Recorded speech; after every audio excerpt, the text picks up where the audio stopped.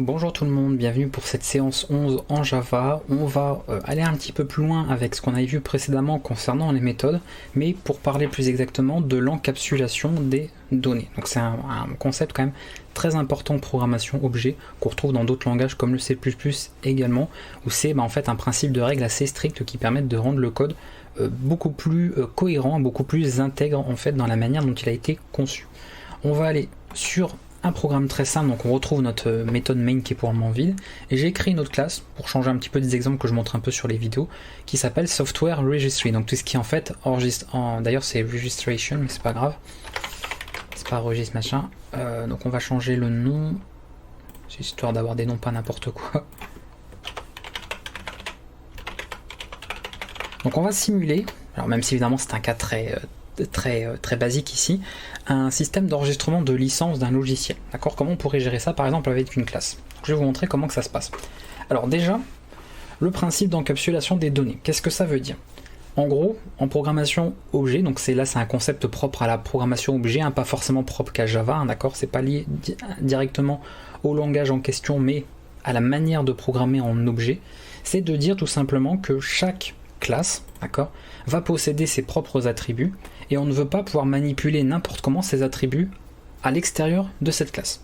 En gros, ici, tout ce qui concerne l'enregistrement en fait de notre logiciel, on veut que ça se passe, tout ce qui manipulera les attributs de cette classe-là, que ça se passe exclusivement dans la classe. Donc en bref, si c'est elle-même qui modifie ses attributs ou qui y accède, elle peut le faire sans problème, elle a tous les droits là-dessus.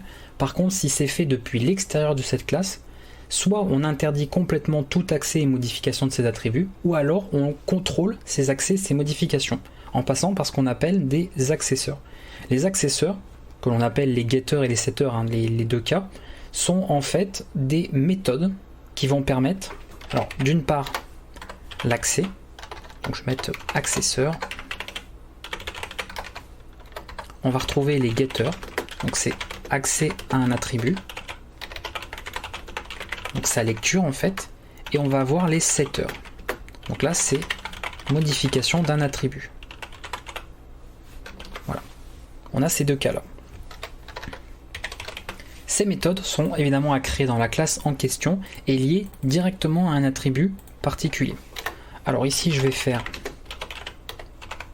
ceci, pour le moment ça va rien faire du tout mais on verra par la suite.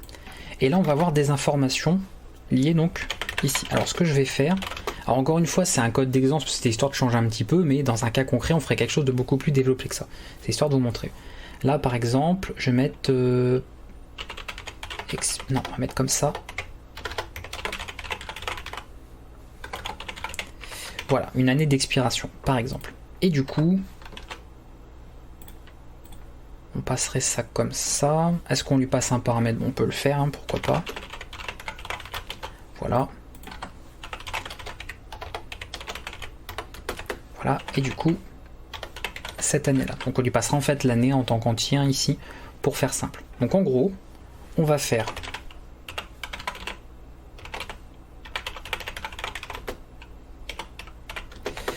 voilà, comme ceci, et on lui passerait, je sais pas moi, 2020. Bien sûr, je sais pas écrire 2020, c'est pas grave.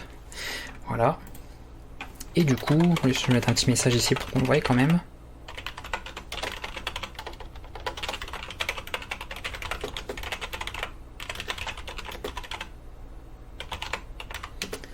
Valide jusqu'en... Voilà. Ce genre d'information. Ok. Donc ça, pas de problème. Ici, on fait évidemment l'affectation de cette variable pour un attribut. Comme c'est la classe elle-même, en plus dans son constructeur, qui modifie pour le coup l'attribut, pas de problème. Elle a le droit de le faire, cet attribut lui appartient. Donc là, on n'aura pas de contrôle ou de règle en particulier par rapport à ça. Du coup, on va exécuter donc ce programme-là. On va faire ça. Et là, voilà, alors, attendez, j'ai fait une bêtise, oui, parce que j'ai fait un tab en fait un peu trop vite. Donc ça va faire attention, il faut juste mettre le nom.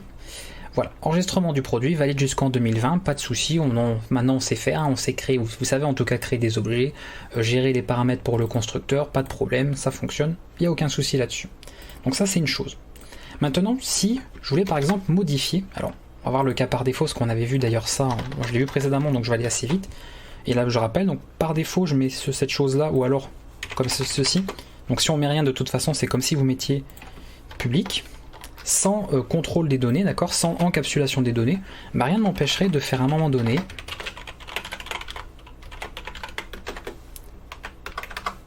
ce genre de choses là. Et du coup, même carrément de faire ça. On va l'afficher. Donc on va aller là. Je charge pas le bon. Voilà. Et ici. Et là, bah, je me suis retrouvé, donc depuis l'extérieur de ma classe Software Registration, à modifier l'année d'expiration de mon logiciel à 2050, et du coup vous voyez que le changement a bien été effectué. Donc c'est assez problématique. Encore une fois, parce qu'on n'a rien contrôlé par défaut. Ça veut dire que si à un moment donné n'importe qui depuis l'extérieur de la classe veut modifier un attribut ou simplement le lire alors qu'on n'a peut-être pas envie que l'attribut soit accessible, il pourra le faire parce qu'aucun contrôle n'aura été effectué.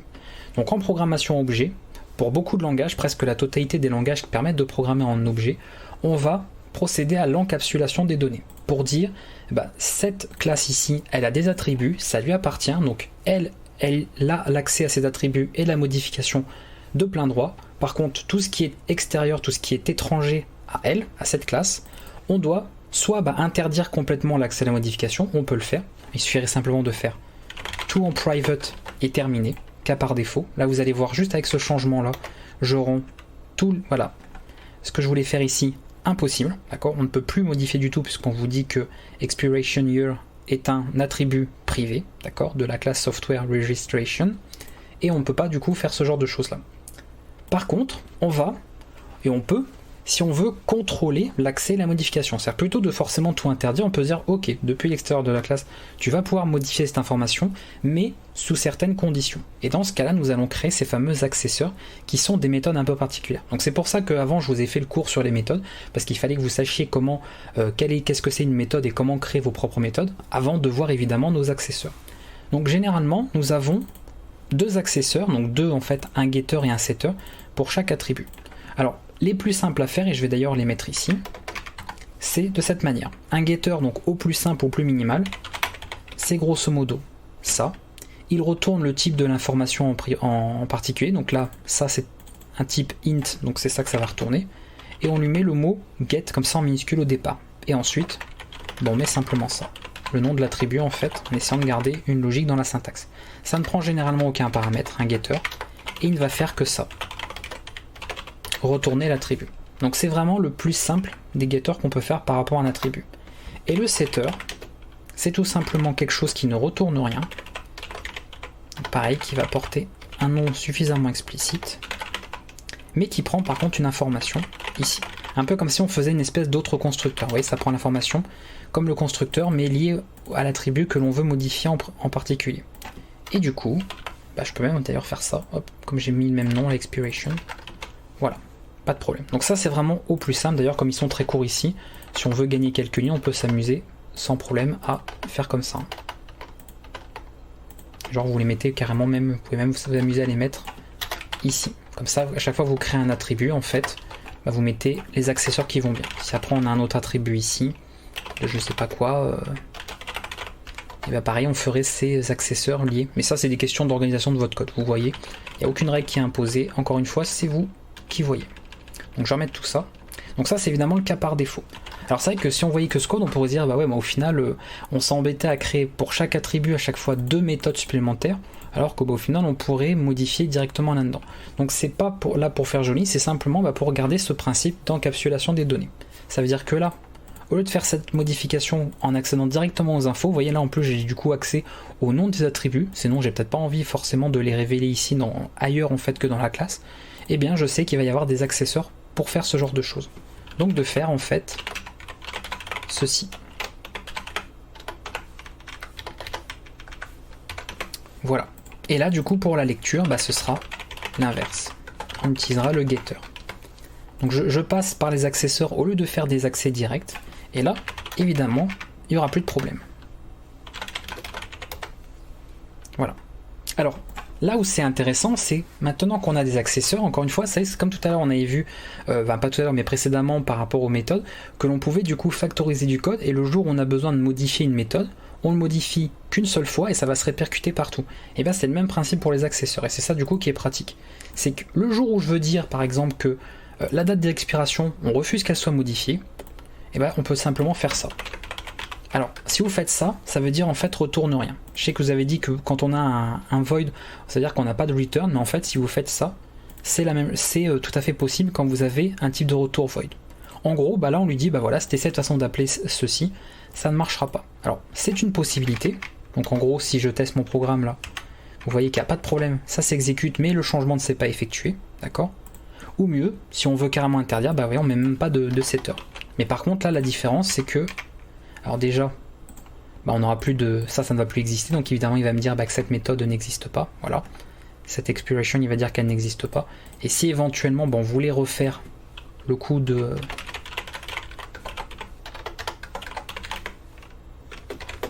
Voilà, comme on avait tout à l'heure, comme ceci, et bien ça vous dira la même chose que tout à l'heure, c'est-à-dire que l'attribut est privé. Voilà, as private access, donc on ne peut pas le modifier. Donc voilà, donc c'est à vous de voir, est-ce que vous voulez que ça génère une erreur en particulier, ou alors, non, de contrôler l'accès, donc dire, bah ok, voilà, c'est juste que nous on a fait ça, return, et du coup, bah, si tu essaies de le modifier, bah là on veut pas que tu le modifies. D'accord. Alors plus tard on verra qu'on pourrait éventuellement lever une exception ou indiquer une erreur pour dire bah non, on n'autorise pas sa modification. D'accord. Là comme on n'a pas encore vu comment gérer les erreurs et on n'a pas du tout vu les exceptions en Java, évidemment pour le moment on le verra pas. Alors qu'est-ce que j'ai fait encore? Oui, attendez, je suis pas revenu assez loin. Voilà. Voilà, pas de problème à ce niveau-là. Donc pas de modifications qui ont pu être faites. On peut faire ce genre de choses. Et au niveau du getter, c'est pareil. Si à un moment donné vous avez un attribut dans votre classe, alors je ne sais pas lequel, vous ne voulez pas qu'on puisse lire une de ces infos, ça peut être par exemple un attribut qu'on va simplement utiliser pour faire fonctionner la classe et donc bah, qui n'a aucun intérêt depuis l'extérieur, bah pareil, on peut interdire en fait, tout simplement. Donc là, le problème c'est comme c'est censé retourner quelque chose, c'est embêtant. Donc le mieux c'est soit de faire tout simplement ça, voilà, de faire un getter qui ne retourne rien, on fait un simple return. Pareil, plus tard quand on aura vu les exceptions, bon, on pourrait dire bah non, on n'autorise pas la lecture par exemple est interdite, d'accord, de cette information, ou autre. Voilà, on a plein d'autres manières de faire. Mais en gros, tout du coup peut être contrôlé depuis ces méthodes-là. C'est bien plus pratique que du coup d'avoir des erreurs ou autres ici, si on n'avait aucun accesseur. Si on n'a aucun accesseur et que tout est en privé, bah évidemment à la compilation ça ne marchera pas. Mais nous on ne veut pas forcément directement interdire tout, on veut pouvoir contrôler en fait ce qui est fait avec ces attributs depuis l'extérieur. Donc utilisez pour ça les accesseurs. La règle c'est très simple, un attribut et vous avez du coup un getter et un setter par attribut. D'accord, quand bien évidemment vous avez une nécessité de le faire. Donc voilà comment que ça se passe pour ça. Alors ça c'était la partie encapsulation des données qui avait quand même son intérêt par rapport à ça. On va voir maintenant une autre petite chose qui va terminer cette vidéo, donc qui sera du coup un peu plus courte que celle d'avant sur les méthodes, qui concerne notamment des variables de classe, donc c'est-à-dire qui ne nécessitent pas d'instance. Une variable de classe, ce n'est pas pour le coup un attribut, c'est une variable qui en fait n'appartient pas à une instance en particulier. Par exemple là si je fais un autre, je sais pas moi si je fais, on va faire ça. Voilà, on va créer ici un autre enregistrement. Attendez, ça fait beaucoup de lignes là. Voilà, genre SR2. Voilà. 2022. Évidemment, ça va se créer. Alors moi je lui ai fait... Non, je vais retourner ça. Et ça, bah, je ne veux pas le modifier pour le coup, donc on va laisser comme ça. On exécute. Ok. Et voilà. Donc on a créé deux produits. On affiche leur année d'expiration. Pas de problème, ça fonctionne. Donc vous voyez que c'est lié à chaque instance. D'accord ? Chaque instance, évidemment, donc chaque objet a ses propres attributs. Ils ont chacun, leurs propres données. Elles sont bien séparées et chaque objet en fait a sa propre durée de vie et ses propres infos. Moi j'aimerais avoir une variable qui sera partagée, de dire voilà que SR et SR2, ils aient une variable en fait qui soit concurrente, c'est-à-dire une variable qui soit commune à tous les deux. Ils auront du coup la même valeur pour la variable et ils pourront accéder à la même. D'accord ? Et là, comment ça fonctionne ? C'est une variable de classe. Une variable de classe, c'est un peu plus particulier du coup, puisqu'elle ne va pas être ici donc avec un simple mot-clé pour le niveau d'accessibilité, son type de retour ou autre, mais elle va utiliser, comme pour les méthodes de la fonction de la classe principale, où on utilisait le mot-clé statique, on va préciser avec le mot-clé statique sur un attribut pour en faire une variable de classe. En gros, de faire tout simplement private, alors on peut mettre public ou privé, peu importe, moi je vais mettre private ici parce que ça suffit pour ce qu'on va en faire, static int, et par exemple on va faire number of registrations. Et là par exemple je vais lui mettre une valeur par défaut en disant 5. Et en gros qu'est-ce que ça simulerait ça? De dire on va pouvoir enregistrer par exemple notre logiciel mais jusqu'à 5 licences. D'accord? Imaginez par exemple sur un ordinateur, vous avez un logiciel avec un code, d'accord? Et bien votre code il est valide sur 5 ordinateurs. Vous pouvez utiliser ce code sur 5 versions du logiciel et au bout de 5 évidemment le code ne sera plus valide. D'accord? Vous aurez épuisé le stock de validation disponible. Et bien on va pouvoir faire ça comme ça. Donc en gros, alors on va virer peut-être tout ça, on n'en a pas besoin. Ça on verra plus tard. On va lui dire ça. Donc on va virer ça. Alors le problème c'est qu'on n'a pas encore une fois vu les exceptions, donc on ne peut pas gérer des cas d'erreur, mais peu importe. Première chose, quand on va créer ici notre instance, on va vérifier une chose. Déjà, est-ce que le nombre de registration est plus grand que 0? D'accord? Si c'est le cas, on va créer notre objet, donc on va faire... J'aurais peut-être besoin de plusieurs, voilà, comme ça. On va enregistrer l'information, d'accord? On va du coup décrémenter le nombre d'enregistrements, d'accord? Donc je rappelle, ça revient encore une fois à faire moins égal 1, hein, d'accord? Donc décrémentation, on enlève 1 en fait à ça, ok? Et puis ensuite, on affiche un message éventuellement.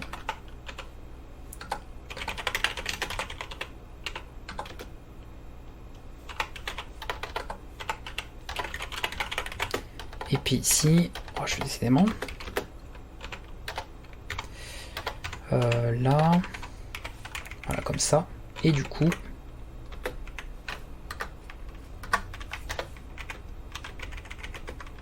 voilà. Et là pareil, this.mExpiration. Voilà, logiciel validé, d'accord, expiration avec la date qui est indiquée. Et sinon, d'accord, si on n'a pas eu ce cas-là, eh bien on pourra, bon là on l'a pas encore une fois vu, mais on pourra pareil, afficher une erreur, lever une exception pour dire non, tu as atteint le maximum en fait. Donc là on va juste afficher un message.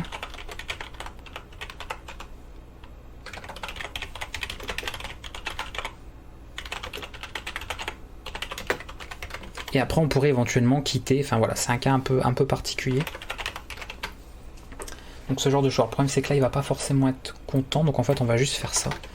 Mais le truc c'est qu'on va quand même créer une instance ici, donc il faudrait, parce que en fait quand on va lever, on verra plus tard, quand on va gérer des exceptions, on pourrait carrément interrompre le programme. Donc là c'est un peu plus compliqué parce qu'on n'a pas encore vu ça, on n'aura pas forcément un cas suffisamment correct par rapport à ça. Donc en fait il faudrait retourner autre chose, enfin c'est un petit peu, c'est pas forcément pratique parce qu'il nous manque encore des choses concernant la programmation Java qu'on n'a pas encore vu à ce stade de la formation.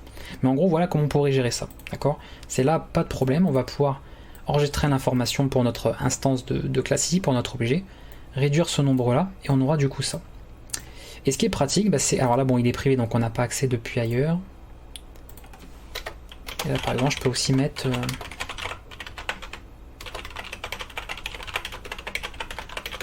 enregistrement restant. Voilà, donc là je peux y accéder, je suis dans la classe, donc c'est privé, pas de problème, il y a accès. D'accord? Donc ça veut dire que mon objet SR ou SR2, ils auront en fait la même variable ici, number of registration, c'est-à-dire qui est par défaut à 5. Donc dès que je vais créer SR, ça va passer à 4 et l'autre ça va passer à 3. D'ailleurs on va le voir de toute façon. Alors le problème c'est encore une fois, comme là il y a un cas un peu particulier, normalement bon ça devrait pas poser de problème, mais voilà. Voilà, donc vous voyez on a validé un premier logiciel, on n'a plus que 4 enregistrements en restant, on en enregistre un deuxième, il n'en reste plus que 3. Voilà. Donc évidemment, au bout d'un moment, quand on va vouloir en faire d'autres, alors ça d'ailleurs j'en ai plus besoin de ces informations là, alors je vais peut-être réduire le nombre qu'il y a. Alors, on va mettre genre que 2 maximum et comme ça on en fera un troisième qui évidemment ne passera pas.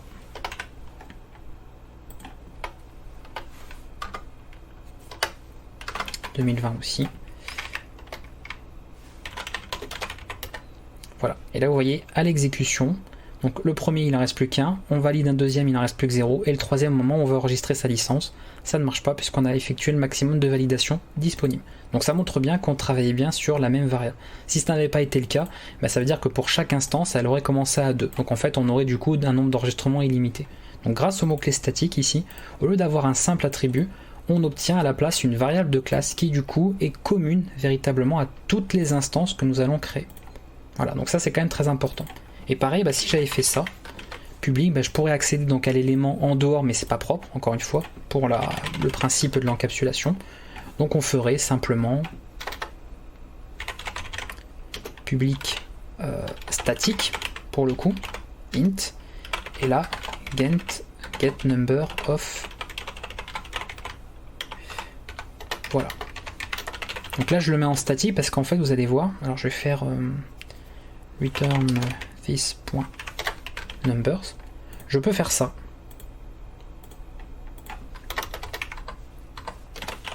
C'est là toute la différence.